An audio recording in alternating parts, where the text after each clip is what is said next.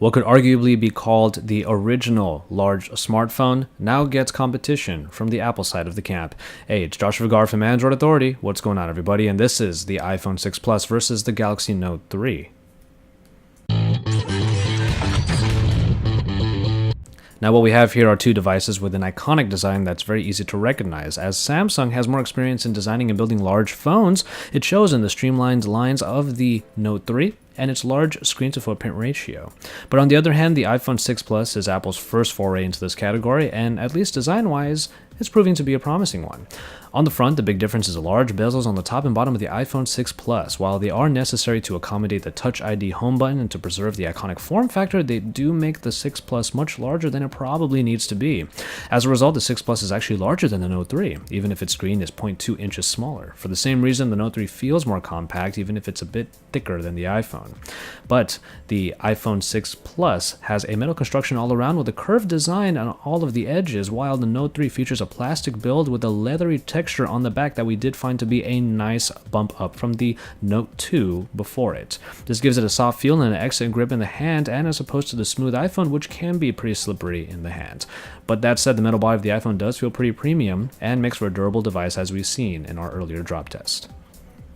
When it comes to the screens, there's basically one major difference, because the size difference is just very minuscule. But the underlying technology is where the differences are, as Samsung uses a full HD AMOLED screen with deep blacks and colors that just pop, and it's pretty much what you expect from Samsung displays of this nature, while Apple has an LCD screen that now has 1080p resolution in this larger screen that is a bit more restrained in terms of that saturation. But both displays are going to be equally crisp, the viewing angles are going to be great, and the brightness is pretty excellent. These truly are the best LCD and AMOLED technologies that they have to offer, and they come from the two biggest manufacturers of smartphones available, so there's no surprise there.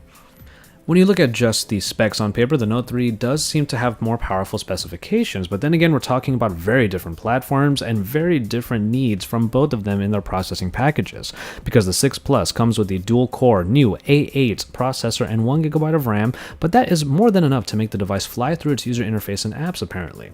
The Note 3 is no slouch either, even if it's already a year old. With the Snapdragon 800, that still remains a top processor and is helped by 3GB of RAM, which help it with all of the multitasking it is available to do. The iPhone 6 Plus features 16, 64, and 128GB of storage, while the Note 3 only had 64GB, though the micro SD card slot can make up for that difference. And the 6 Plus does have that fingerprint scanner in its circular home button, and if that's important to you, we will say that the Note 4 coming next month will have it in its home button at that time. The Note 3 has a slightly larger battery, and it also has the benefit of being removable, so we expect that both devices will feature pretty great battery life, but it is nice that the Note 3 will be able to let you use spares if you so need them.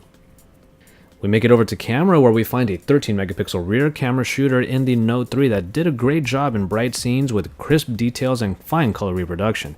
The camera was known for its good macros, solid video, and a multitude of software features and options that you may or may not be using. It's in low light situations that the Note 3 does show some of its limits, which is a problem that is common on many mobile devices, especially when there's no optical image stabilization. Now, Apple did stick to 8 megapixels for their rear camera in the iPhone 6 Plus, but the sensor is supposedly all new. And thanks to a tech called Focus Pixels, the camera should be able to have fast focusing time, which is good. 8 megapixels is at the low limit for smartphone camera technology today, but if larger, more detailed pics are what you want, the Note 3 is the way to go. But the iPhone 6 Plus does come with optical image stabilization, which might help it perform better in low light tests.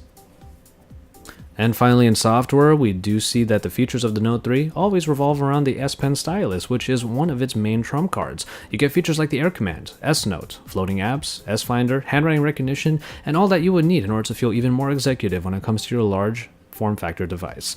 But Samsung does make good use of their screen real estate with its multi-window feature, which lets you open up 2 apps at a time, and floating apps let you pin all the small utility apps like Calculator and S Note on the screen for easy access. So there's no shortage of what you're able to do with the Galaxy Note 3, something that we've always come to expect from Samsung at this point. But the iPhone 6 Plus comes with the same colorful interface introduced last year, but with a bevy of new features that bring iOS closer to Android in terms of sheer functionality. Things like widgets, custom keyboards, and a battery app usage breakdown are welcome. Continuity is available for syncing across devices, and the health application is actually quite robust, something that I thought was quite nice about this new iteration of the iPhone. So overall, the iPhone 6 Plus is becoming quite the competitive device, but the Note 3 is probably the better productivity device because its multitasking abilities are definitely more powerful than that of the iPhone 6 Plus.